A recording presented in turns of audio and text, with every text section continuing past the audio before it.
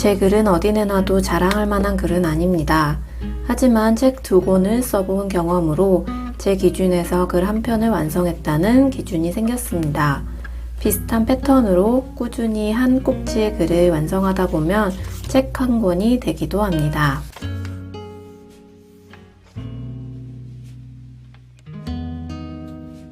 1단계는 저의 일상을 있는 그대로 고백하듯 씁니다.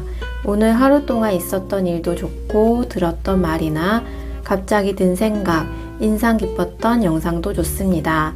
일상 중에서 하나를 떠올리고 고백하듯 써내려 갑니다. 예를 들어 오늘은 새벽에 일어나서 글을 쓰려고 했는데 역시나 늦잠을 자고 말았다. 겨울이 시작되고 날이 추워져서 그런지 알람을 끄고 5분만 더 누워있어야지 하고 눈을 감았다. 눈을 떴을 땐 이미 아이들 등원 준비하기도 빠듯한 시간이 되어 있었다. 시계를 보자마자 오늘도 망했네 라는 분노와 함께 괜히 안 깨워준 남편에게 짜증을 부려본다. 그때 좀 더 흥미로운 글을 쓰고 싶다면 내가 고백한 일상과 비슷한 에피소드를 하나 더 덧붙여 봅니다. 예전의 일도 좋고 최근의 일도 좋습니다. 책에서 읽었던 것도 좋고 나에게 실제로 있었던 일, 주변에 있었던 일도 괜찮습니다. 그러고 보니 나는 학창시절에도 회사 다닐 때도 늦잠을 자면 가족들에게 짜증을 냈다. 물론 가장 큰 피해자는 우리 엄마였다. 나를 안 깨우고 밥을 준비하고 있는 엄마에게 짜증이 났다. 분노의 표시로 차려둔 간장 계란밥은 손도 안 대고 툴툴거리며 집을 나섰다.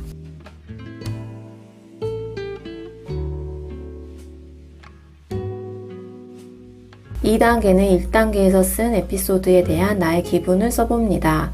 쓰면서 왜 그런 기분을 느꼈는지 천천히 되짚어 봅니다.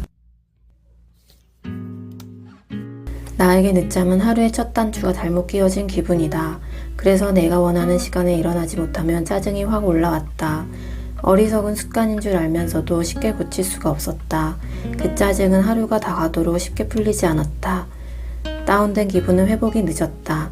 이게 다 완벽주의 성향과 회복 탄력성, 자존감이 낮아서 그런가 보다. 결혼 전 엄마한테 부리던 짜증이 지금은 남편이 타겟이 되었다. 나보다 일찍 일어나 있는 남편을 보면 자기 언제 일어났어 하고 꼭 물어본다. 왜 나를 깨우지 않았냐는 원망이 가득 든 말투로 말이다.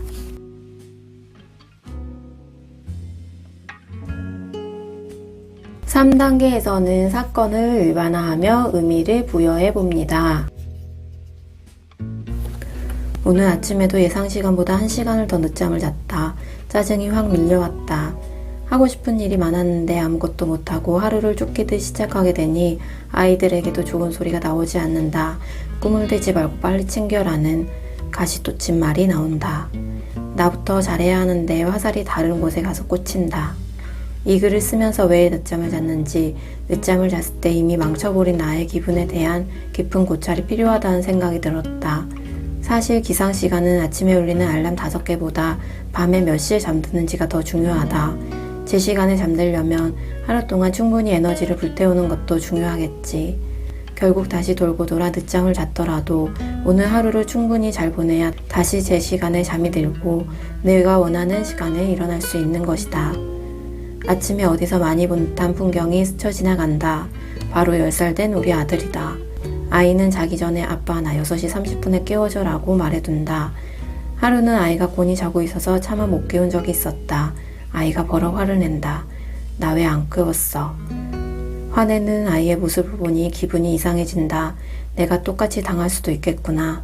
아이에게도 꼭 말해줘야겠다.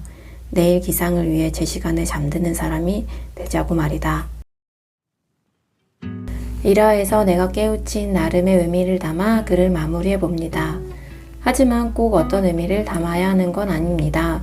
그저 내게 그런 일이 있었다 정도로 담백하게 끝이 나면 읽는 독자들에게는 자연스럽게 넘어가는 페이지가 되기도 합니다.